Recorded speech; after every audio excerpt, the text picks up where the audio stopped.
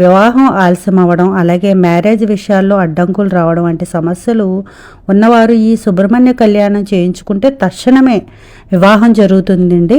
ఇలా కళ్ళుప్పుతో దిష్టి తీస్తున్నారండి. ఒక ఆవిడ నుంచుని కావాల్సిన వాళ్ళకి దిష్టి తీస్తుందండి. ఈ ఆలయ ప్రాంగణంలో ఇలా దిష్టి తీయించుకుంటే చాలా దిష్టి దోషాలు అన్నీ పోతాయంటండి.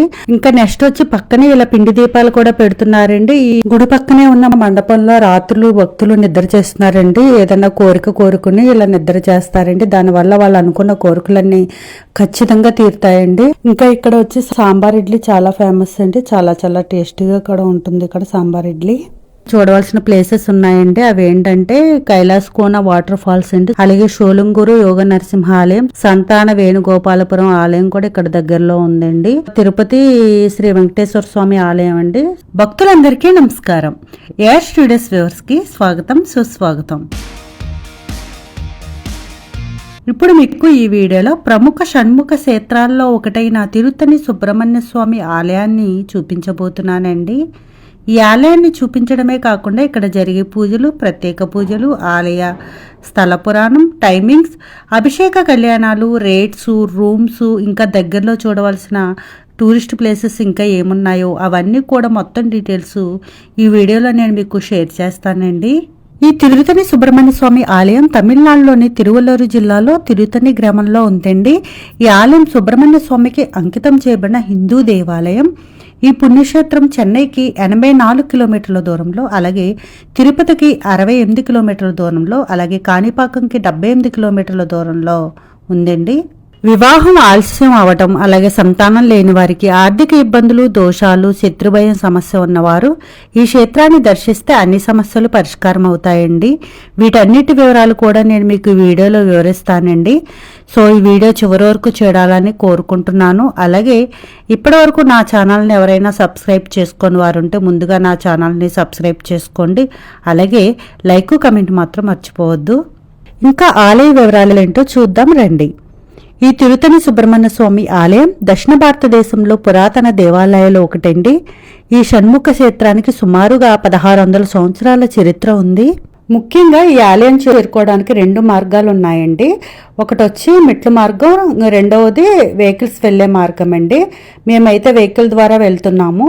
వెహికల్స్ ద్వారా ఇలా కొండపైకి రోడ్డు మార్గం ఒక 1 కిలోమీటర్ అలా ఉంటుంది. రోడ్డు మార్గం నుంచి టెంపుల్ చాలా చాలా అందంగా ఉంటుందండి. కొండపైకి వెళ్ళడానికి మనకి ఎంట్రన్స్లో వెహికల్ ఎంట్రీ ఫీ అని 50 రూపీస్ ఛార్జ్ చేస్తారండి. నెక్స్ట్ వచ్చి మెట్ల మార్గం. కొండపైకి 365 మెట్లు ఉంటాయండి కొండపైకి వెళ్ళడానికి. ఇది ఆలయ ప్రత్యేకతలో ఒకటని చెప్పవచ్చు. మొక్కులు ఉన్నవాళ్ళు, అలాగే భక్తులు భక్తితో ఈ మెట్లని ఎక్కుతారు. ఈ ఆలయం కొండపై నుండి చుట్టుపక్కల ప్రకృతి దృశ్యాలు, అద్భుతమైన వీక్షణాలను అందిస్తుందండి. ఇక్కడికి చేరుకోవడానికి 365 రోజులకు ప్రతీకగా 365 మెట్లు ఉంటాయంటండి. ఇక్కడ శివలింగమును ప్రధాన దైవంగా ఆరాధిస్తారంటండి. ఎందుకు అనేది కూడా నేను మీకు ఇప్పుడు చెప్తానండి. సుబ్రహ్మణ్యేశ్వర స్వామి ఇక్కడ తన తండ్రి అయిన పరమేశ్వరుని పూజింపతలచి ఈ తిరుత్తణి కొండపై తన నివాసానికి ఈశాన్య భాగాన శివలింగాన్ని ప్రతిష్ఠించి సేవించేవాడంటండి. కుమారస్వామి పితృభక్తికి మెచ్చిన సాంబశివుడు సంతోషించి కుమారస్వామికి జ్ఞానశక్తి అనే ఈటెను అనుగ్రహించాడంట. ఆ కారణాన ఈ స్వామికి జ్ఞానశక్తిధరుడు అని పేరు వచ్చిందంటండి. ఇక్కడ కుమారస్వామి స్థాపించిన లింగానికి కుమారేశ్వరుడు అని పేరు వచ్చింది. కుమారస్వామి శివుణ్ణి అర్పించడానికి సృష్టించిన తీర్థమే కుమార తీర్థము. దీన్నే శరవణ తీర్థమని కూడా పిలుస్తారు. సుబ్రహ్మణ్య స్వామి ఉన్న ఈశాన్య భాగాన్ని ఈ శివలింగం కూడా ఉంటుంది. సో భక్తులు గమనించగలరు. ఈ ఆలయానికి ఒక విశిష్టత కూడా ఉందండి. ఇక్కడ మురుగన్ స్వామి ప్రశాంతంగా ఆసీనుడైన రూపంలో కొలువై ఉండడంతో ఈ ఆలయం ఒక ప్రశాంతమైన ప్రదేశంగా ప్రసిద్ధి చెందింది.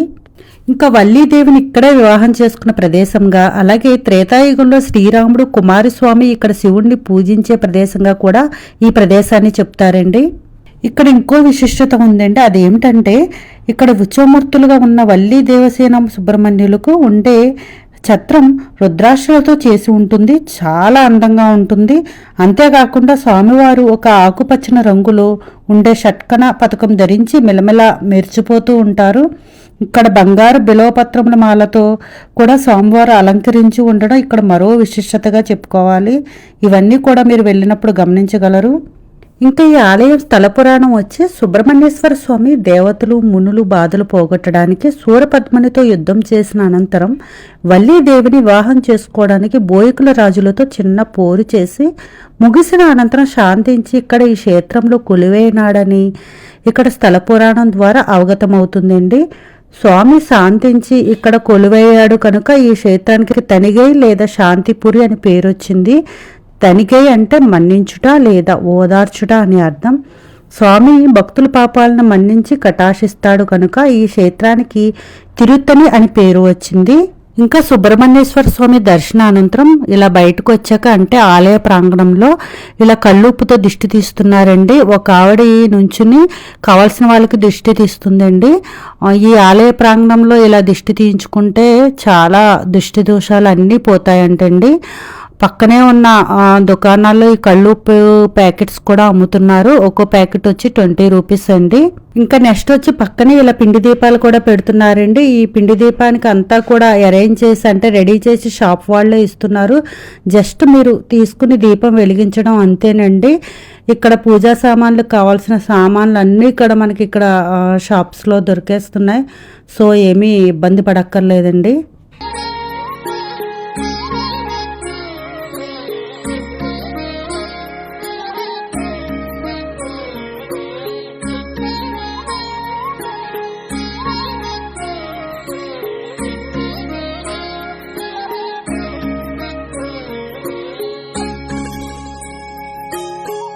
గుడి పక్కనే ఉన్న మండపంలో రాత్రులు భక్తులు నిద్ర చేస్తున్నారండి. ఏదన్నా కోరిక కోరుకుని ఇలా నిద్ర చేస్తారండి. దానివల్ల వాళ్ళు అనుకున్న కోరికలన్నీ ఖచ్చితంగా తీరుతాయండి. ఏదైనా కోరిక కోరుకుని నిద్ర చేస్తారండి. మళ్ళీ ఆ కోరిక తీరిన తర్వాత నిద్ర చేసి వాళ్ళ మొక్కుని తీర్చుకుంటారు.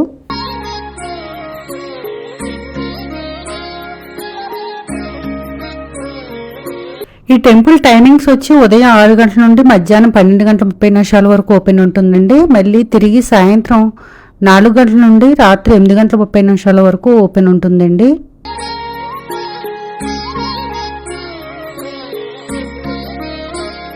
ఇంకా పూజలు ప్రత్యేక పూజల గురించి చెప్పాలంటే డైలీ ఉదయం 6 గంటలకు విశ్వరూప దర్శనం, అలాగే సాయంత్రం 5 గంటలకు సాయర్థ్య పూజ ఉంటాయండి.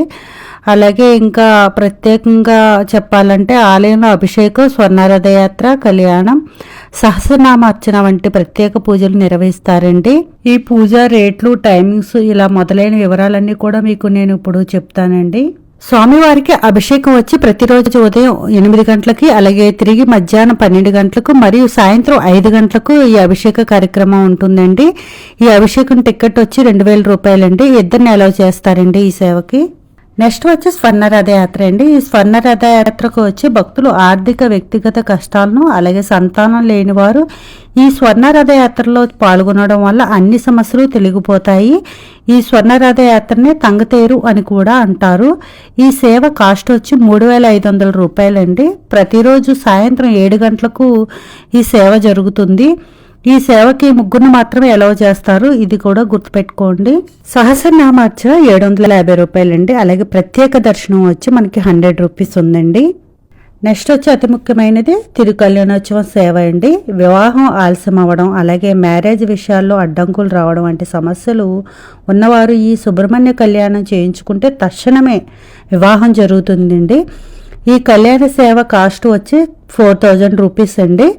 ఎవ్రీడే మార్నింగ్ 10 గంటలకి ఈ కళ్యాణం నిర్వహిస్తారు. ఒక 5 మాత్రమే అలౌ చేస్తారండి ఈ కళ్యాణానికి. 10 గంటల నుండి 11 గంటల వరకు ఈ సేవ జరుగుతుంది. ఒక 1 అవర్ మాట అండి. ఈ కళ్యాణం ఒక స్లాట్కి 8 ఫ్యామిలీస్ని అలౌ చేస్తారు. ఒక్కో ఫ్యామిలీకి 5 మాత్రమే అలౌ చేస్తారండి. అంటే ఒక్కో ఫ్యామిలీకి 4000 కాస్ట్ అండి. ఈ పూజా సేవలన్నీ ముందుగానే అంటే కనీసం ఒక 1 మంత్ ముందే మీరు ఆన్లైన్లో బుక్ చేసుకుని రావాల్సి ఉంటుందండి. ఆ ఆన్లైన్ వెబ్సైట్ లింక్ వచ్చి www.tirukkalyanotsavam.com తిరుతని గై murugan.org అండి. లేదా ఇంకేమైనా మీకు వివరాలు కావాలనుకుంటే స్క్రీన్ మీద ఉన్న నెంబర్ 04427885247 నెంబర్కి కాంటాక్ట్ చేయండి. ఈ సుబ్రహ్మణ్య స్వామి ఆలయం టెంపుల్ కాంటాక్ట్, అలాగే location, website link, phone number ఇవన్నీ కూడా నేను ఈ వీడియో డిస్క్రిప్షన్లో ఇస్తానండి. సో ఒకసారి చెక్ చేయండి. ఇంకా ప్రధాన టెంపుల్ పక్కనే ఉన్న మండపంలో చెవు పోగులు కుట్టడం ప్లస్ బారసాల వంటి పూజా కార్యక్రమాలు చేస్తున్నారండి టెంపుల్ వారు. ప్రతి ఆడి కృతిక రోజు అలాగే మొక్కులున్న వాళ్ళు కావిడి ఉత్సవం మహాఘనంగా జరుపుతున్నారండి. ఇక్కడ ఆ రోజు ఆ కావిడులను సుబ్రహ్మణ్య స్వామికి మొక్కుగా చెల్లిస్తారు. ఇలా చేయడం వల్ల సంతానం లేని వారికి సంతానం కలుగుతుందని భక్తుల నమ్మకం. ఇక ట్రాన్స్పోర్ట్ వచ్చి చెన్నై, తిరుపతి, అరకోన నుండి తిరుతనికి డైరెక్ట్ ట్రైన్స్ ఉన్నాయి. తిరుతని రైల్వే స్టేషన్ నుండి ఒక 3 కిలోమీటర్ల దూరం ఉంటుందండి ఈ ఆలయంకి. ఇంకా చెన్నై, తిరుపతి నుండి ఆర్టీసీ బస్సులు నిరంతరం ఉంటాయండి తిరుతనికి. సొంత వెహికల్స్ రావాలనుకుంటే మాత్రం చెన్నై తిరుపతి హైవే మీదుగా సులభంగా చేరుకోవచ్చండి. NH 205 నుంచి మీరు సులభంగా చేరుకోవచ్చు. అలా కాకుండా ఫ్లైట్ ద్వారా ఈ ఆలయాన్ని చేరుకోవాలంటే తిరుపతిలో మరియు చెన్నైలో ఎయిర్పోర్ట్ ఉంది. తిరుతనికి ఈ తిరుపతి ఎయిర్పోర్ట్ నుంచి 62 కిలోమీటర్ల దూరం ఉంటుందండి. అలాగే చెన్నై ఎయిర్పోర్ట్ నుంచి 82 కిలోమీటర్ల దూరం ఉంటుంది. రూమ్స్ వచ్చి ఆలయం దగ్గర కొండ కింద చాలా హోటల్స్ రూమ్స్ ఉన్నాయి. సుమారు ఒక 800 నుంచి 5000 వరకు ఈ రూమ్స్ ఛార్జెస్ ఉన్నాయండి. ఇంకా టిఫిన్స్, భోజనం హోటల్స్ కూడా మనకి ఈ రూమ్స్ దగ్గరలోనే అన్నీ కూడా అవైలబుల్గా ఉన్నాయండి. ఇంకా ఇక్కడ వచ్చి సాంబార్ ఇడ్లీ చాలా ఫేమస్ అండి. చాలా టేస్టీగా కూడా ఉంటుంది ఇక్కడ సాంబార్ ఇడ్లీ.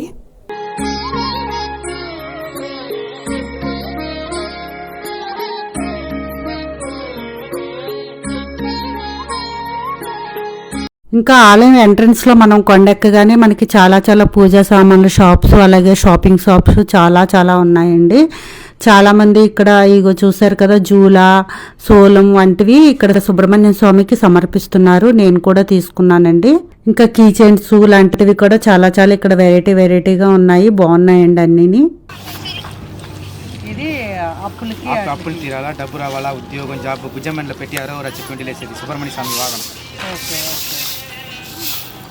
ఇది దిష్టి దోషానికి రాగుకి, దిష్టి దోషానికి. ఇది మ్యారేజ్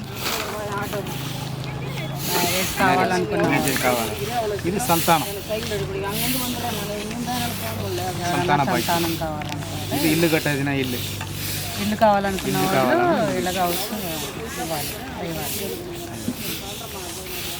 ఫ్యామిలీ బాగుండాలి, ఫ్యామిలీ బాగుండాలి, ఆరోగ్యం బాగుండాలి.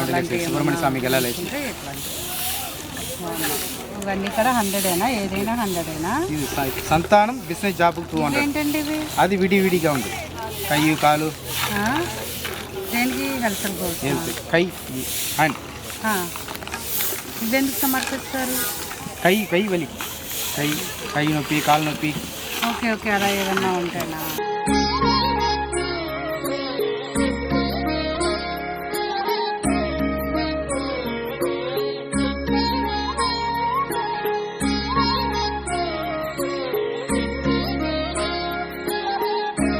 ఇంకా ఇక్కడ దగ్గరలో కొన్ని చూడవలసిన ప్లేసెస్ ఉన్నాయండి. అవి ఏంటంటే కైలాస్ కోన వాటర్ ఫాల్స్ అండి, సుమారు 35 కిలోమీటర్ల దూరం ఉంటుంది.